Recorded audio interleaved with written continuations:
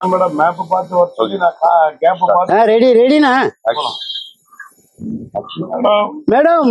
நான் மேப் பார்த்து வர சொன்னீங்க, ஆனா நான் கேப் பார்த்து விழுந்துட்டேன் மேடம். எப்படியாவது காப்பாத்துங்க மேடம், ப்ளீஸ் மேடம்.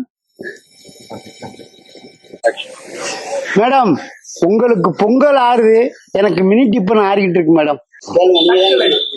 அவர் சொல்லுங்க, அவர் டைலாக். படத்துக்கு என்ன டைப்? கஷ்டமான வாழ்க்கை. அதுதான் கான்செப்ட்.